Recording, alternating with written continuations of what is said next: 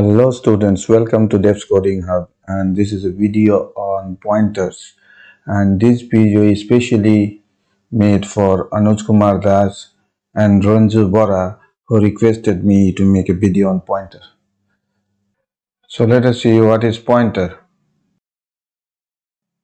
Pointer is nothing but a variable which can store address of another variable.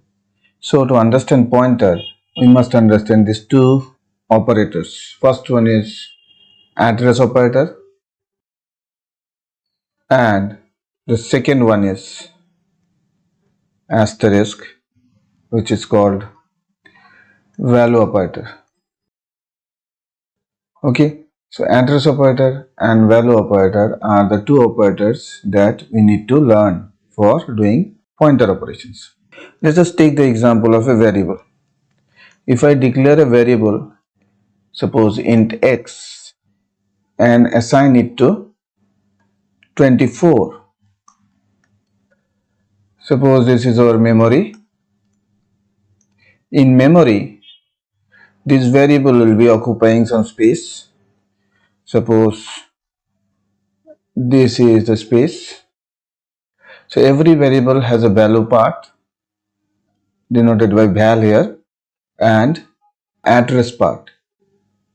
Value part tells what is there in the variable, and address part tells where in the memory this variable is stored. So the name of the variable will be x, its value will be 24, and suppose its address is 1024.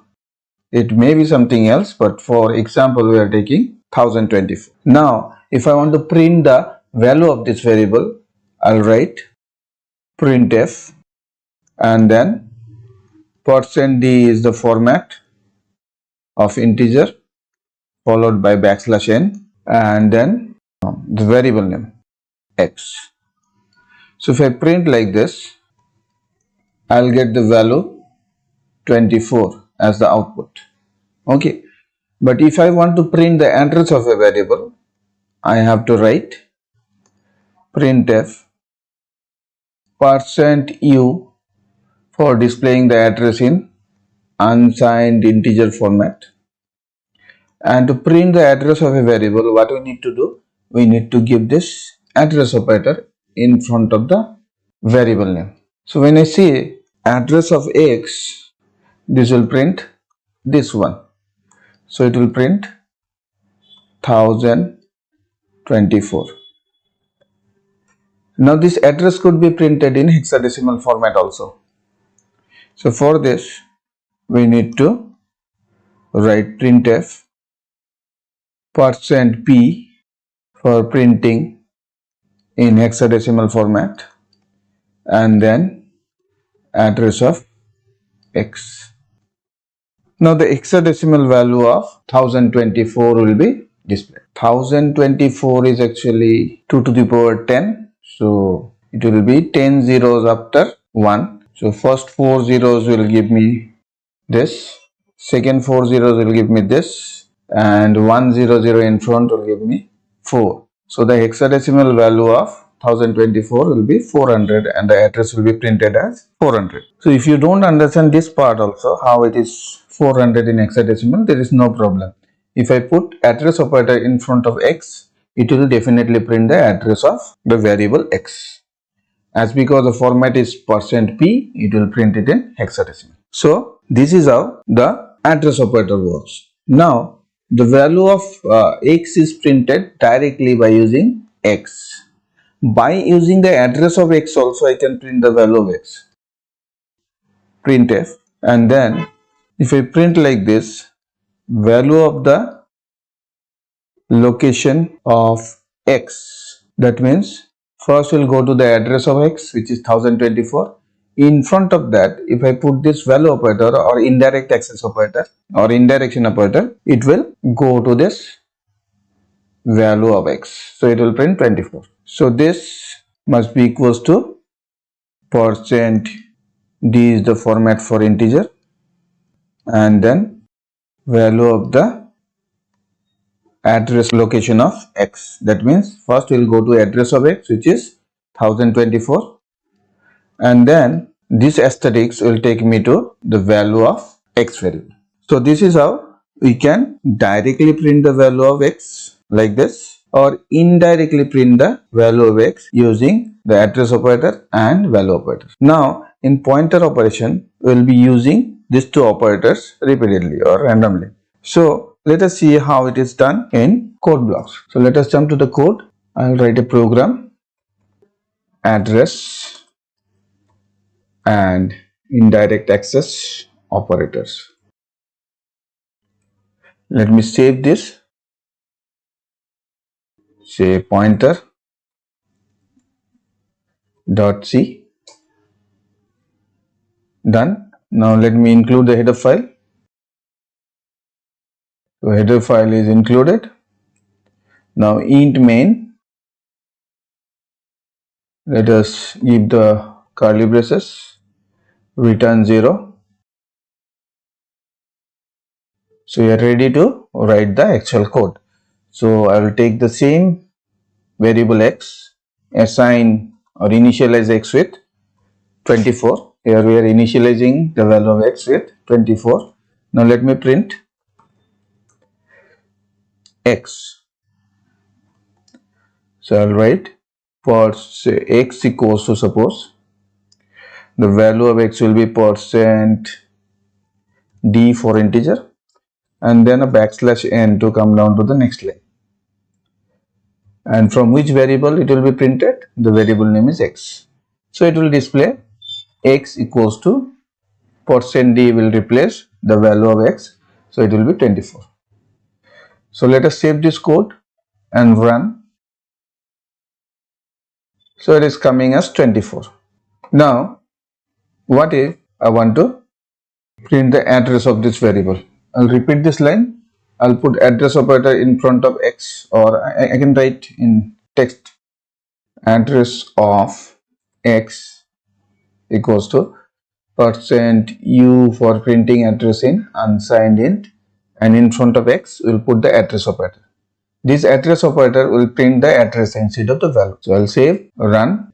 I can see the address of x in unsigned int is 6422044. You need not have to remember this, but we'll check. Control D to repeat this line again. Now address of x in hexadecimal, suppose. So percent %p, save and run. So see, the hexadecimal of this is this. So now address is printed in hexadecimal. So percent %u for unsigned int address and percent %p for hexadecimal address. But both the addresses are same locations. Now if I want to print the value of x using the address, suppose address of x will give me address, and in front of this address, if I want, if I add an asterisk, it will be accessing the value part of the address of x, that is the value of x. So let us write the same thing here. If we can access 24 here, we will be sure that through value operator we can print the value of any address. So let us run. Something went wrong. Let me see. It is in percent %p. So percent %d must be given to print the value of integer. It was showing in hexadecimal for percent %p. So percent %d, it will print what? 24. Now you are sure that the value operator can print the value stored in an address location. Now this same concept will be used in pointers. So let us take the same code, copy it, create a new file, paste the code. I'll write pointers. We'll save this as pointer2.c, and now I'll show you how to declare a pointer. Okay, to declare a pointer, I'll remove nothing will be removed. I'll modify all this. Okay, so I have declared a variable x which is 24 and followed by a pointer. Now let us see how pointer is declared. Pointer is declared same as the variable, but in front of the variable name there is an asterisk. So I will write int asterisk I for integer, ptr for pointer. So now I have successfully declared a pointer. So pointer declaration is same as the variable declaration, but there is an asterisk in front. Now what pointer can do? Pointer can only hold addresses. Pointer cannot hold value. Whatever value it stores is an address, must be an address. So pointer by default points somewhere. Okay. and we can print the address of the location pointer is pointing. So let us print the value of x and then the address of x. This is same. We will be printing the address using suppose hexadecimal only. Clear? And let us print the value of IPTR. I have already said for printing the value of IPTR, I must use %p or %u because pointer by default stores or points to any random memory location. Okay. So if I print IPTR, which is not assigned with any variable's address, still it will store a random address.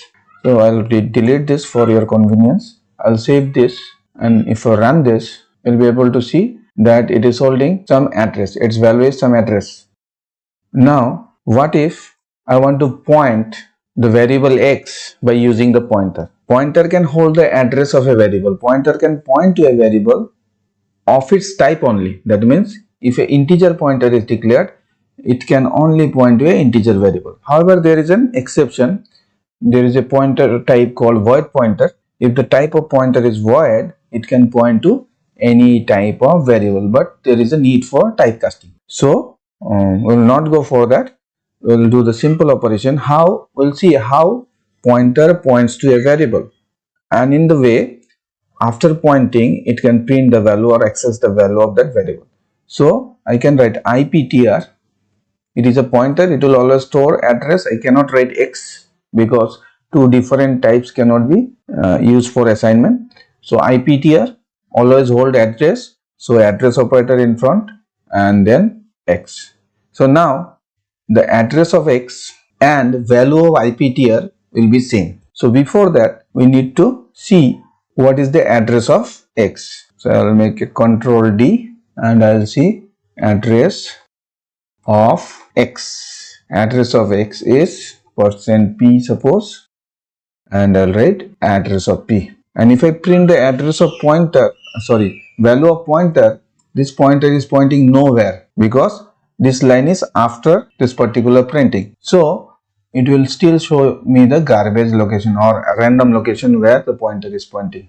See, this is the address of x. This is the address of x. Write it down. We'll compare this, or even if you don't write, we can compare. Now after this line where, let me write a comment, pointer IPTR points to x by holding its address. Now pointer's value will be x's address. So if I copy this and paste, my keyboard is not working properly. I'm unable to use the shortcuts. So the value of x will remain same, address of x will remain same. Now IPTR's value will change. Why?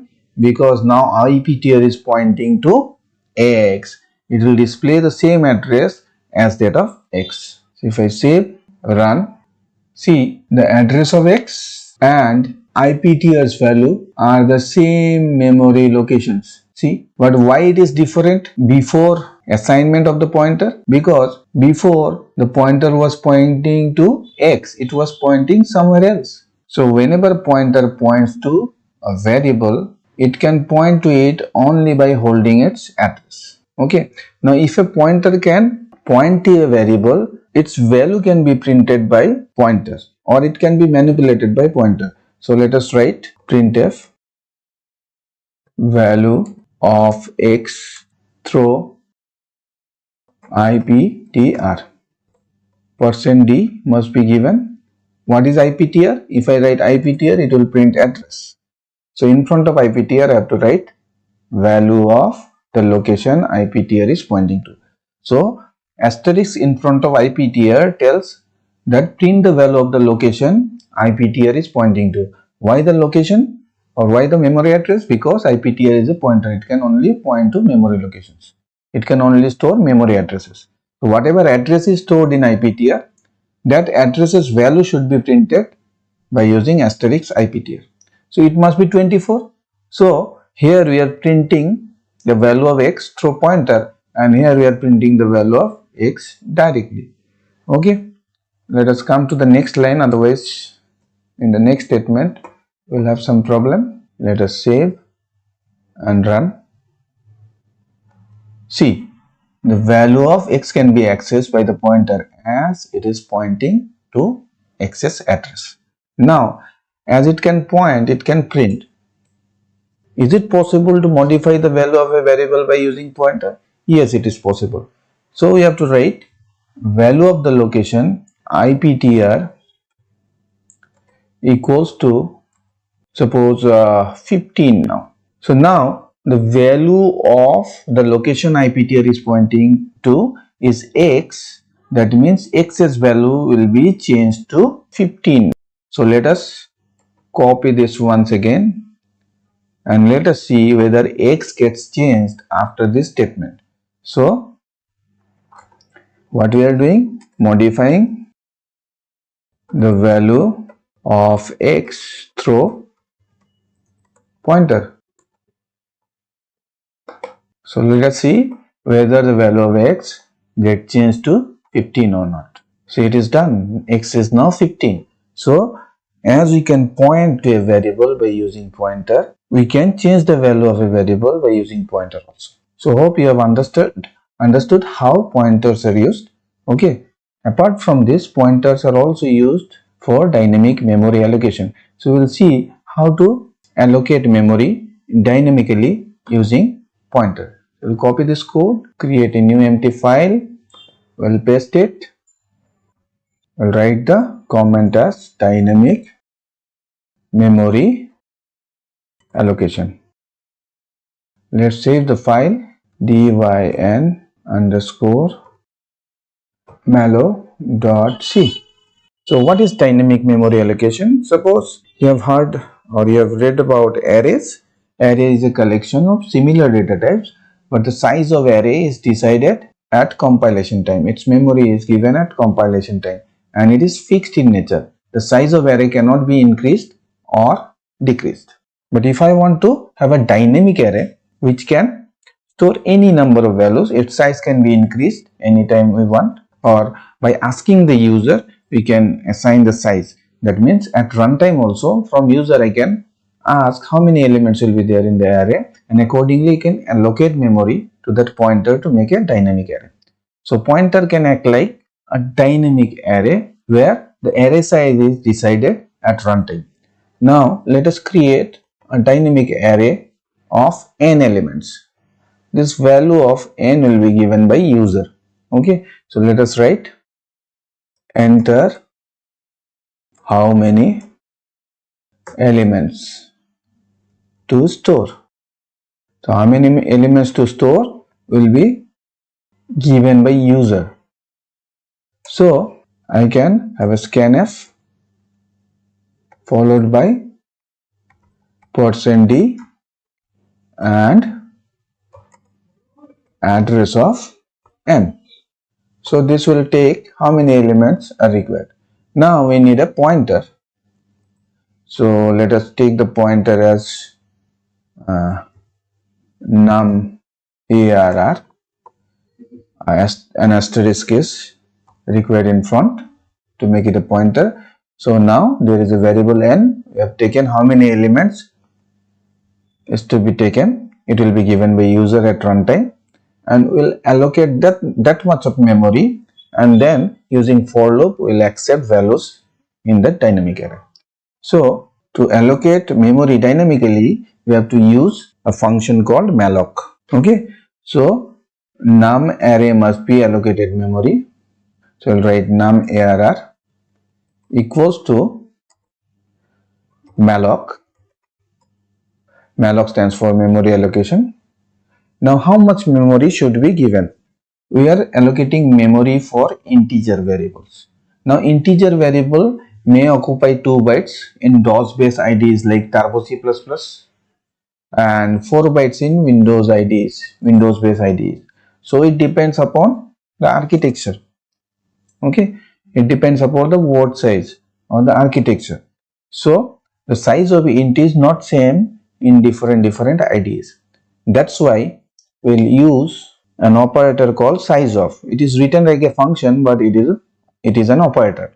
So size of operator will give me the size of int in this particular ID or in this particular environment, and n will give me how many elements are there.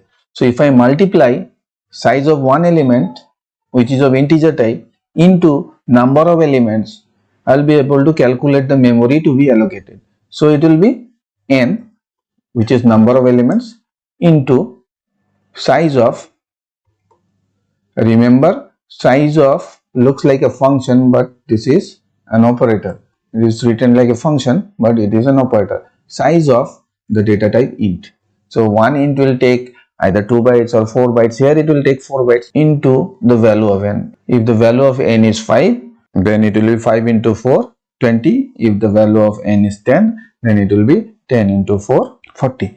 So memory is allocated, but there is a problem. Memory has no type, it is just numbers. Okay, 40.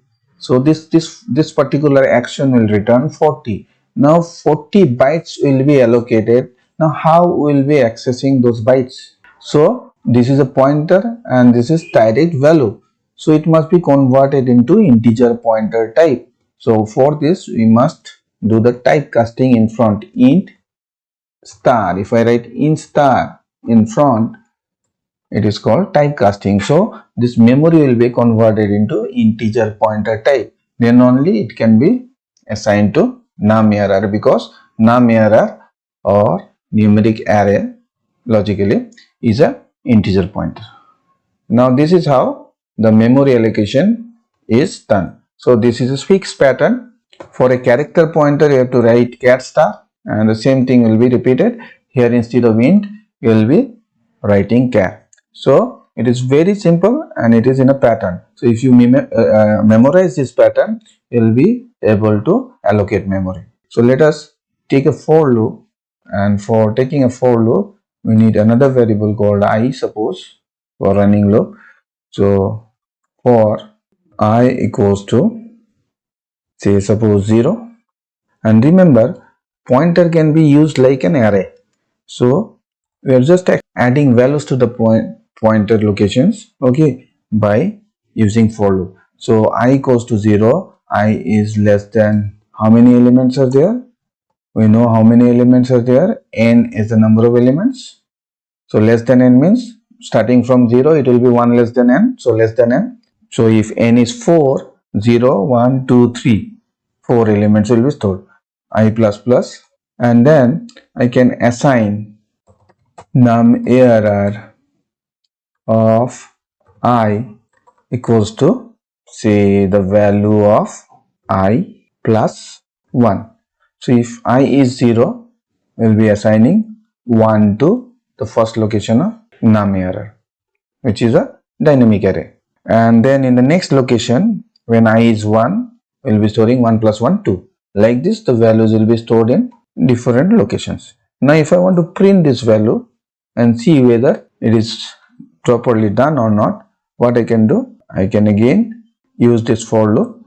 Now this for loop is going to be printing the values.